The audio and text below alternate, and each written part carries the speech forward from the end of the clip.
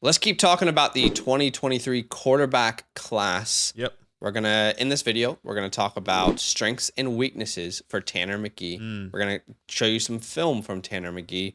We're gonna talk about who he can potentially be in the NFL, teams that might be good fits, and where he ranks for us as of right now.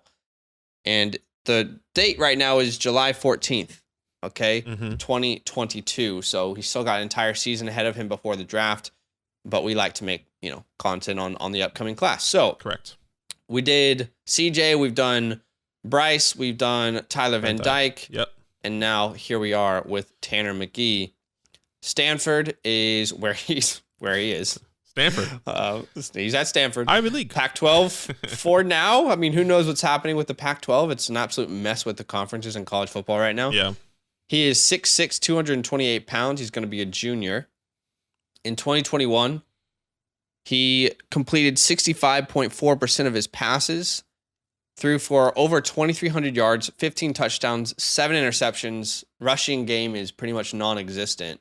And I just want to highlight as well, because I think we're both relatively high on Tanner Mckee. We're going to talk again about his strengths and weaknesses, but these stats don't look all that impressive. The context behind that is that the talent around him was really bad. Yeah, it was bad. Really bad. Like well below par of all the other quarterbacks in this class. I mean, not all of them, of course, but he had really bad talent around him on the offensive line, weapons, running backs. Like, he was really the lone bright spot in what was a very bad Stanford team last year. So tell me about Tanner Mckee, Badake. What do you think about him? Yeah, look, I really, really like Tanner Mckee. He, once again, 6'6", 240, 230 pounds. He is built like a tower, honestly. But I guess some fun facts before we get into strength and weaknesses. I always like to bring up 21th month missing trip with his church right after high school. So he went to high school, and then he was a top 5, top 3 recruit coming out of high school, depending on how you want to see it. And It's then almost 2 years. Yeah, 2 years he goes on a mission trip and comes back. His first year playing was this past year, and now we're talking about him as a top 5 potential quarterback in this draft, depending on how you guys see it. Sure. He also has melanoma, which is a skin cancer he had at age 16, which I think is super. I think, one, that's crazy. 2, is a lot of things to come back from as a quarterback as a kid. A lot of adversities he had to go through. Exactly. And he has to wear long sleeves throughout the game. So when you see him out there and it's hella hot in the beginning of the season, he's wearing long sleeves. It's because he's protecting his skin. So super tough guy, super tough mindset. And I think that's really something special that I think everyone should know about him. But, his attributes, great arm, great pocket presence. I think he has very, very clean mechanics, and I think that's what sets him apart, that he is always consistent with his mechanics. Obviously, there's going to be a lot of things he can improve on. One thing I take away from Tanner Mckee, in my opinion, is his IQ. I really like his IQ. I do believe that there are a lot of mobile quarterbacks in this 2023 class. Tanner Mckee is not one of them, but he can beat you with his mind. I said this in, the breaking down of all the quarterback lists. Some quarterbacks, I watched this video of a guy saying some quarterbacks know how to quarterback with their legs. He knows how to quarterback with his mind. And I think that is just as lethal as your legs. Is obviously the NFL is changing, and having your legs are a lot more helpful, I guess you can say, for NFL teams. But I think if you can have the IQ of like a Tom Brady, a Peyton Manning, one of those guys, I think you can be just as successful as these guys on the ground. Maybe in a fantasy perspective, maybe not. But the football IQ, his arm strength is there. It's just under the elite category for me. I think he's a smooth thrower. His mechanics, once again, it is prime. So those are the things that I really like about Tanner Mckee for me. Obviously, we can talk about his weaknesses after.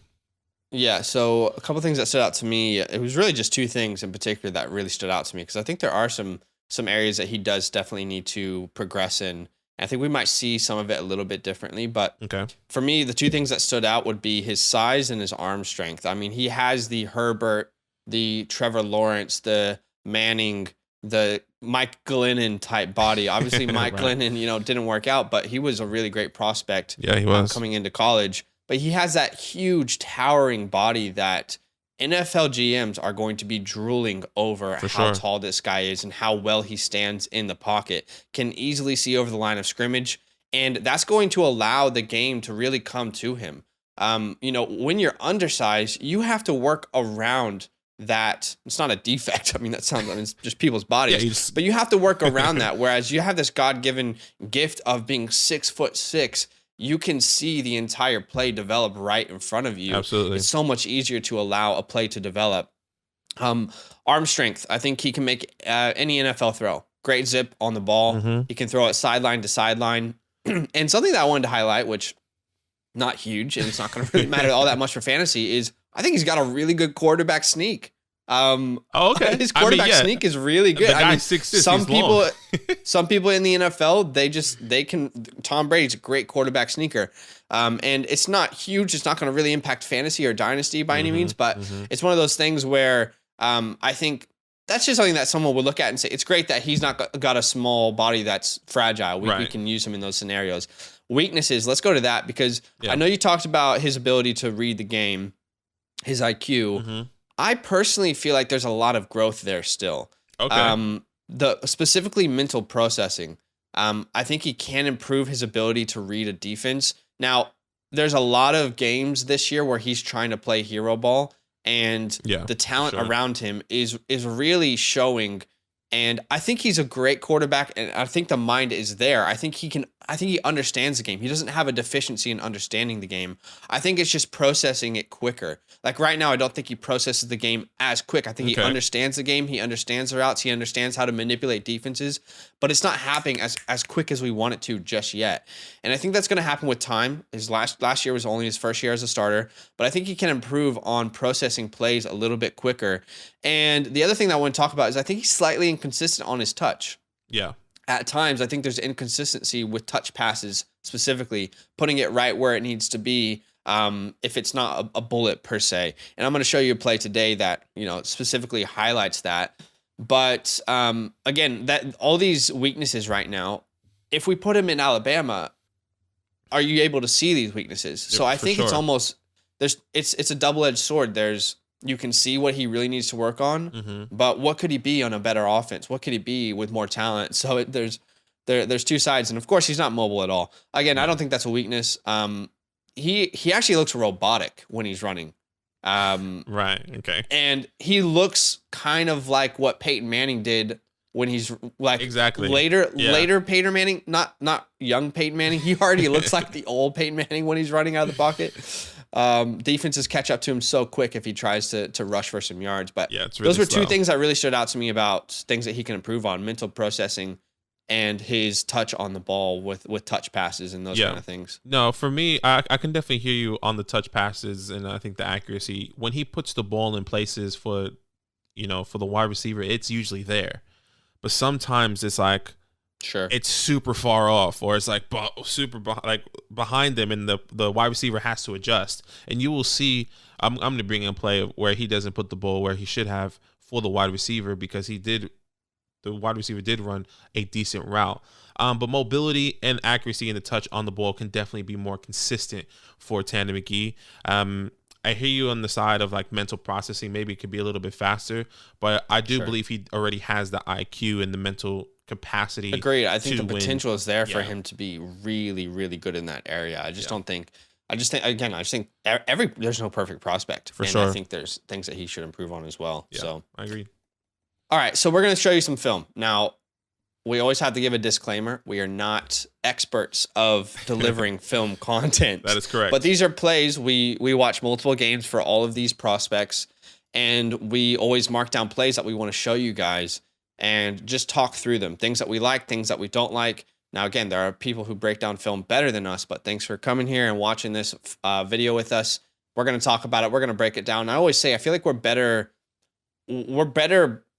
at breaking down film than creating it for people, but here we are, and it's something that we're out of our comfort zone trying to show you guys. So I'm going to show you two plays, and they're both from the same exact game. Okay. And this game is the Oregon game. So this was pretty early on in the season. Oregon was a third-ranked team at this time. You can see Kayvon Thibodeau is actually here Talk it up. at the bottom of Come the on, screen. baby. Giants legend already. Over there in New York and in his new home. But on this play specifically, there's a couple things that I wanted to show. And again, there's always going to be things that prospects can work on. But specifically in this play, I think it shows a lack of confidence, composure in the pocket, and inconsistency on his touch throws. Okay. So obviously we're in shotgun formation. The wide receiver is going to motion to the flat across the screen. You got a play action here with the running back, and he's gonna basically create a flat on the opposite side of the screen. Now, the great thing with this play action is that we're really pulling these linebackers specifically. The play action, it's actually a beautifully designed play. The play action is really pulling these two linebackers in, which is now creating a wide open space here in the middle of the field. Now, the tight end is running a seam down the middle, and he's going to be wide open here, okay? X receiver at the bottom of the screen, we're doing a little hesitation, and then we're just doing a go route. So you're going to see specifically a lot of space open here in the middle of the field. And this, in my opinion, on this play, you're just seeing a lack of composure here from Tanner Mckee. And I think this is going to come with time. It's going to come with experience, and he's going to make these throws more consistently. But this could have been a 30, 40-yard gain down the middle of the field, but you need to be more comfortable in the pocket, more confident in your throw. So we're going to watch this play here. So again, snaps the ball. So you see how that play action, we already got these linebackers. Yeah. You're dead. I mean, this is look at all this space right here. We are wide open. This just needs to be a competent pass here over the middle of the field. The play action did its job. It's a beautifully designed play. And you can see, obviously, on the throw, it's just not there.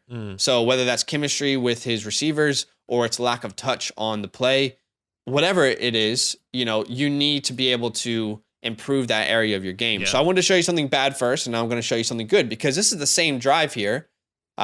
Literally a couple plays later. Okay. So he makes a bad throw, misses a good opportunity to get a huge chunk of yards, but how does he respond to it? So same drive again, we're still in shotgun formation. Wide receiver, the X wide receiver here is running a fly/go route. Okay, so we're gonna just try and get up the field here. Running back is kind of just doing a hitch. He's just kind of laying out, saying, "Hey, if you need me, I'm here." And then we got a slant route from the slot wide receiver across the middle of the field. And then our Y wide receiver is kind of running a post here, okay?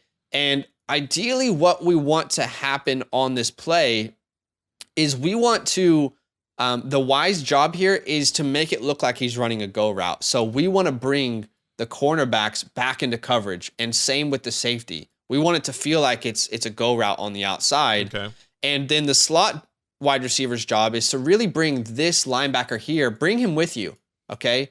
Bring him with you. And now you can kind of see how this play is supposed to develop.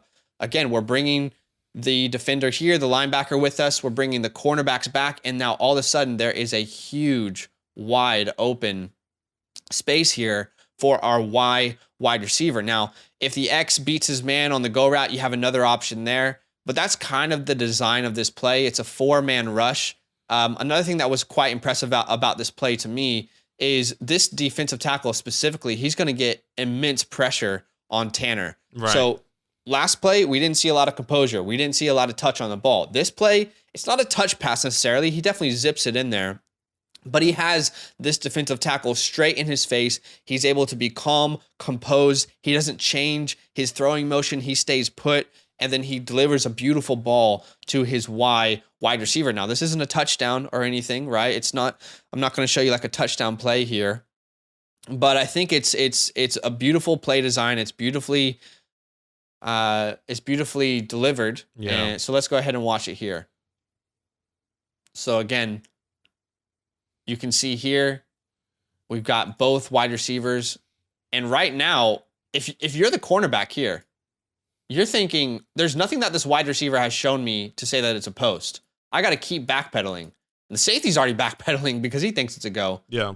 And now you're about to see this linebacker come here with this slot wide receiver. gives him the So we're about to space. see a wide open space here. And of course, don't forget that we're about to see the defensive tackle get straight into his face. Actually, he gets contact on Tanner, but he stands strong in the pocket, delivers a beautiful ball over the middle of the field, and that's an NFL throw right there. I mean, even from that the angle. ability, yeah. And we got a different angle here just so you guys can see it. But again, takes the ball, and you can see him watching. He's waiting for this play to develop. He knows that he's got the cornerback on the right side of the field. He's already backpedaling, and he can see the linebacker coming across the middle of the field. He is processing this play in real time and waiting for it to develop. Throws a beautiful ball with pressure in his face, and it's a big gain for a first down. So Yeah, I mean, sheesh. I think there's a lot of opportunity for growth here. But those are two plays specifically that I saw in the Oregon game that I thought, hey, this is great. This one, not so great, but he bounces back from it on the same drive. I mean, that's what you want to see. What's the bounce back ability? So I really like Tanner Mckee. Those are a couple of plays I wanted to show you. What have you got for us, Badake, here? No, two great plays, Tanner Mckee. All right, straight into my plays here. You can probably see it on the screen now. This is him versus Arizona State. And you kind of see him progressing throughout the whole season.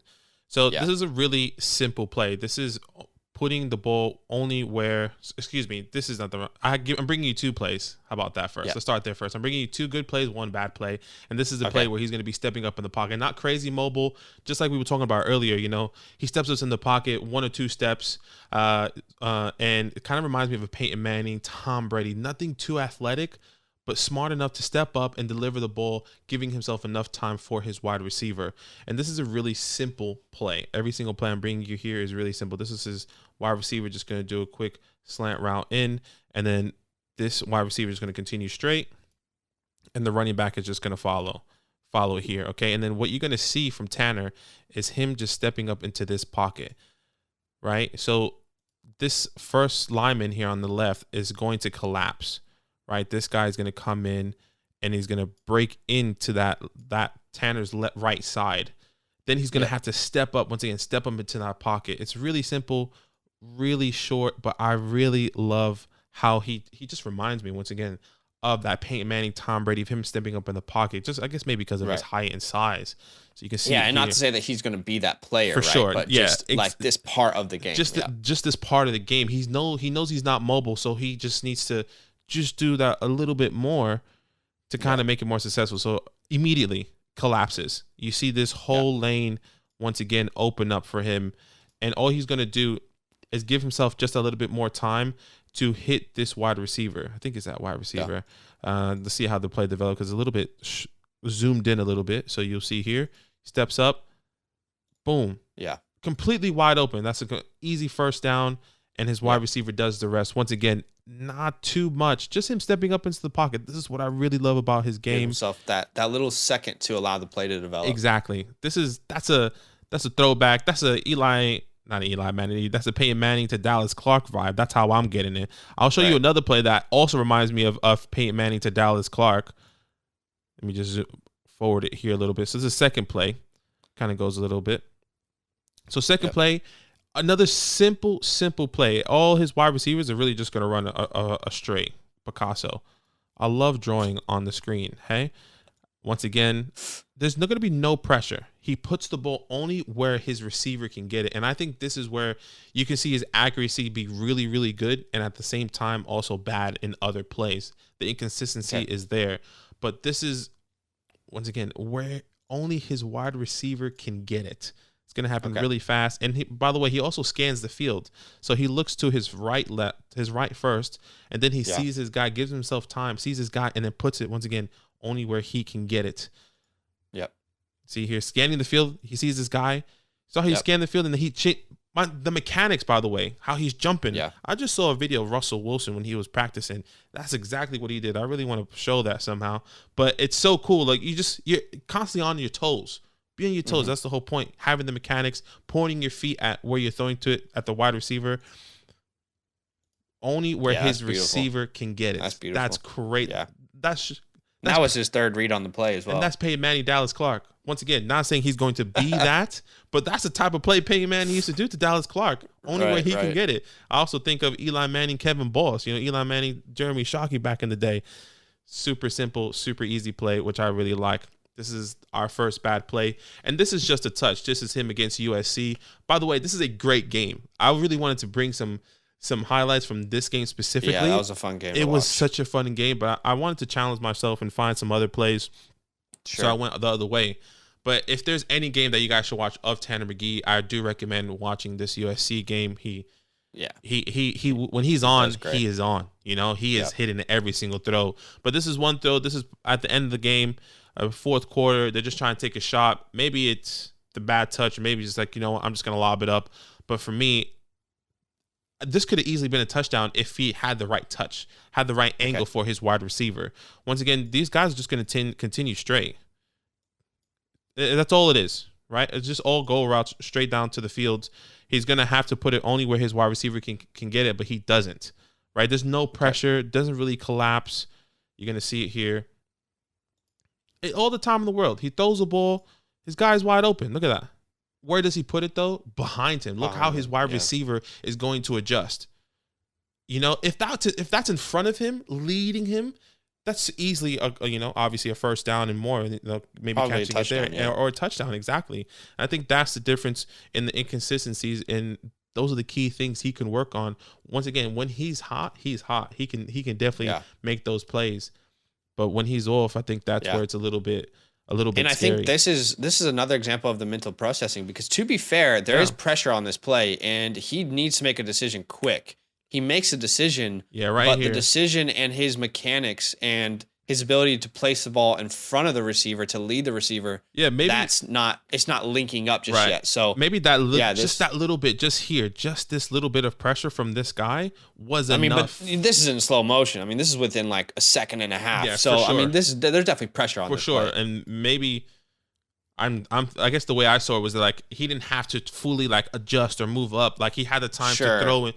And give himself. It was a clean pocket at throw point. Yeah, exactly. Where maybe for him, just having just that little bit, when the guy, he kind of sees in his peripheral where his O-line is about to lose it, maybe that's where he kind of panics for a second. Sure. Once again, the ball's behind him. Wide receiver has to adjust. If that's in front of him, once again, that's probably a touchdown or a first down every single day. Just wasn't the case today or in that game. Yeah, for sure. Well, those are the two plays the two, different sets of film that we wanted to show you guys. We hope that you enjoyed watching that. And we want to quickly talk about who we can be in the NFL. Mm-hmm. I don't know. Normally I have a comp for players, and I feel like the easy one is to say, he can be, one of these big, tall, lanky guys, but I don't know. I don't know enough about him yet. I was trying to. Even with, scouting him, I just don't know enough to come up with a pro comp for him. I was trying to find somebody, and, I was trying to compare him, and I was trying to read articles, and the couple articles I did read, they said that they reminded him of Joe Flacco. Joe Flacco, when he came in, he was an amazing quarterback. He did win a Super Bowl. He was always consistent. Joe Flacco was so overhated. Yeah, and the thing is, like, he wasn't amazing. He won games. He won a Super Bowl. He was consistent. But he was also 6'5" or 6'4", something like that. He had the same body structure. But maybe that's how people are viewing Tanner Mckee. Just a guy that's always going to be consistent, win you some games, and not going to blow the game either. So I almost kind of saw like a Kirk Cousins type in his game. Okay. I feel like he more plays like Kirk than Flacco, but he has Flacco's body a little bit more. Right. So I kind of feel like the consistency and. The consistency of Kirk? Yeah, exactly. Right. Like, I think that's what he can bring into the NFL, is that type of, he can create a good offense. And will that win you a Super Bowl? Hard to say. He's got more upside at this point that we haven't seen. Yeah. What team specifically did you have him going? I feel like he's going to be like one of those pick 15 to 20 range type players. Now, obviously, so much can happen this season, but where did you project him going? Really? Yeah, I can definitely see, the Giants taking a shot at him. Your Washington football team, once again, like you said, that middle of the pack, those middle of the pack teams, if they do kind of progress, obviously it's kind of hard because I see the Seahawks, the Falcons, all these guys being in the front of the board, where that middle of the pack is just so scrambled. Like, we don't really know who is going to be. Sure. I feel like if the Lions are a better team than we anticipate right now, they could really be in the sweepstakes. Let's say they're pick 8 or something, and they fall in love with him. I think that they could reach. Maybe it's not a reach at that point, right? You know, if we get full evaluation of this year. But I feel like one of those teams that could be good this year, and they haven't been in the past, they could be in contention. I mean, if you put Tanner Mckee in that offense, great offensive line. I mean, he'll have more talent than he's ever seen in his entire life there in Detroit. Another team I can personally think of is probably Minnesota. Right. I won't come in and replace Kirk. Yeah, I won't be surprised there. I don't think Houston is going to be a team that he'll be available for. Sure. Maybe the Colts, if they move on from Matt Ryan, potentially, if Matt Ryan is not the answer. Yeah. Those are really the only teams I can see. Obviously, we're not seeing these top guys like Dallas, Baltimore, Arizona. I don't think these guys will go for a quarterback, but those are the teams. Once again, Minnesota, the Texans, the Seahawks, the Colts, and Washington and Giants. Those are the guys I can see really going for someone like Tanner Mckee. All right, he's my quarterback 5 in this class. He's your quarterback 4. Okay, love it. All right, guys, why don't you comment down below? Let us know what you think about Tanner Mckee, what you see in his future, things that you like, you dislike. Comment down below. Yo, what's good? Thanks for watching. We got a lot more videos. A lot more. If you want more videos. Watch it. You can also subscribe. Right now. If you want to. You need to. And lastly, don't forget that you can sign up to support the show and get exclusive content by going to patreon.com/fantasylandfam.